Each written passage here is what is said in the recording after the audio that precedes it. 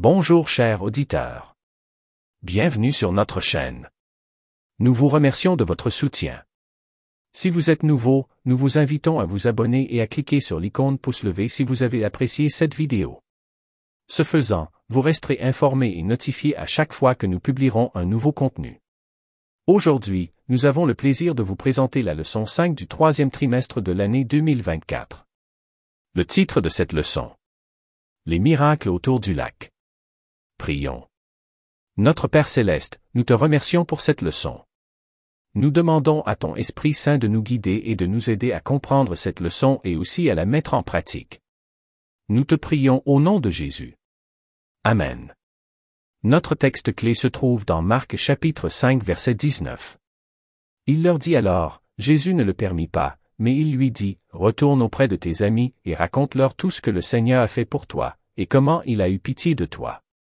Chers auditeurs, cette leçon se concentre sur le ministère de Jésus autour de la mer de Galilée, un lieu clé dans ses activités.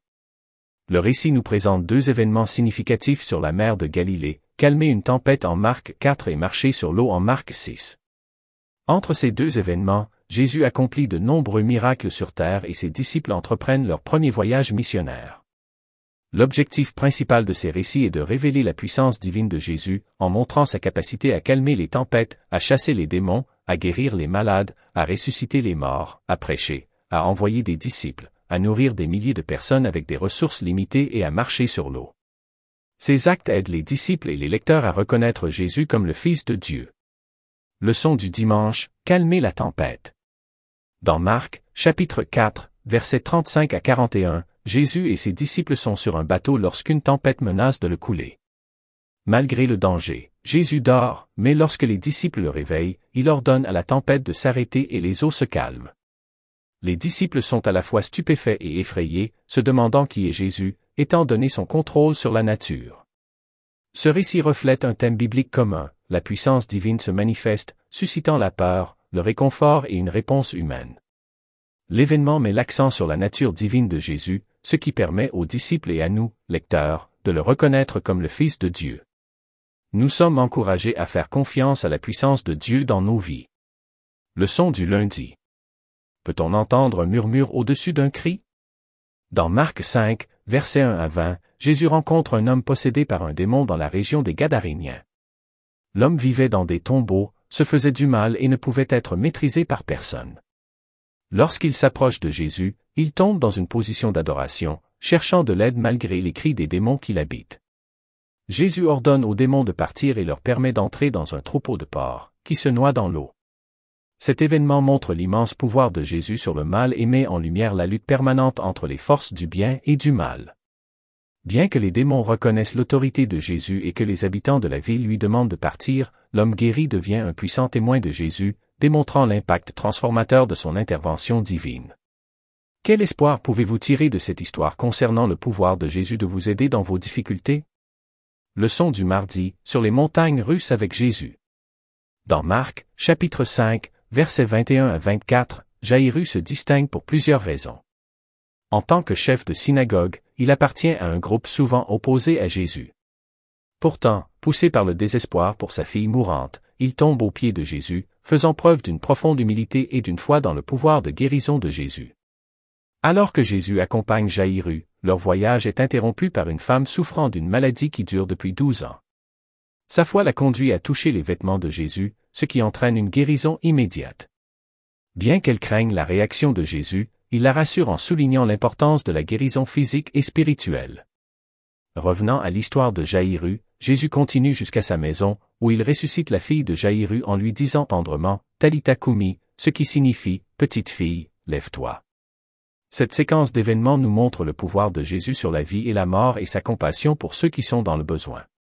Elle met en lumière le thème de la foi et la révélation de la nature divine de Jésus. Leçon du mercredi, rejet et accueil.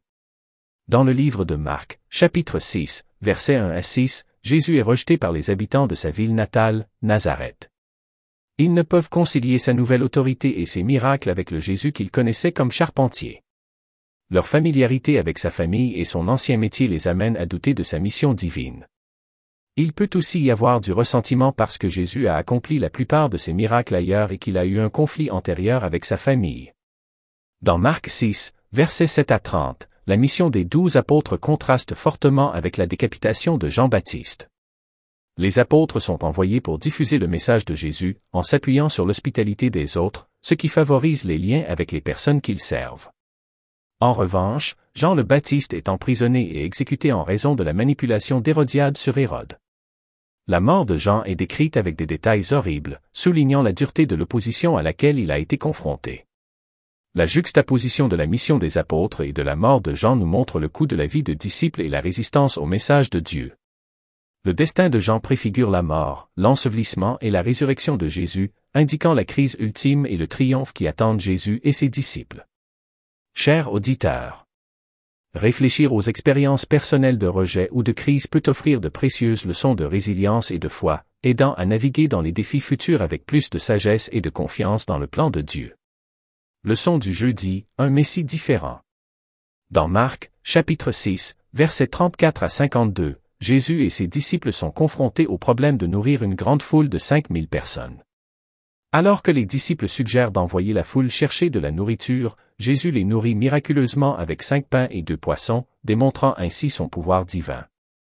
Cet événement remet en question l'attente contemporaine du Messie en tant que libérateur politique, soulignant au contraire la mission de Jésus de libérer les gens du péché.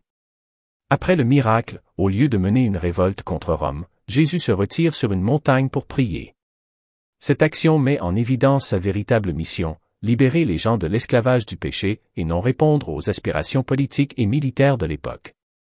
Le fait qu'il marche ensuite sur l'eau démontre encore davantage son autorité divine et renforce son rôle de Seigneur de la nature, ce qui contraste fortement avec l'idée que l'on se fait du Messie. Chers auditeurs, en tant que chrétiens, nous sommes encouragés à mener une vie qui s'écarte des coutumes et des pratiques du monde. La véritable connaissance de la volonté de Dieu provient d'une communion personnelle et tranquille avec lui, où sa voix peut être clairement entendue. Ce temps calme avec Dieu est essentiel pour ceux qui travaillent pour lui, car il leur apporte un rafraîchissement spirituel et crée une atmosphère de lumière et de paix qui a un impact sur les autres. Les gens attendaient de Jésus qu'il leur accorde la santé, la richesse et la libération de l'oppression.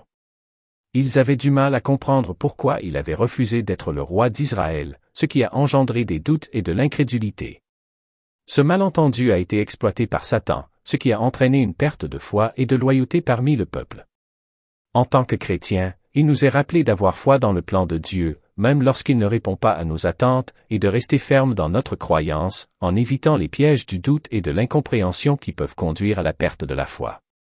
Que Dieu vous bénisse alors que vous continuez à chercher à prier et à étudier la parole de Dieu afin de continuer à grandir dans votre relation avec lui.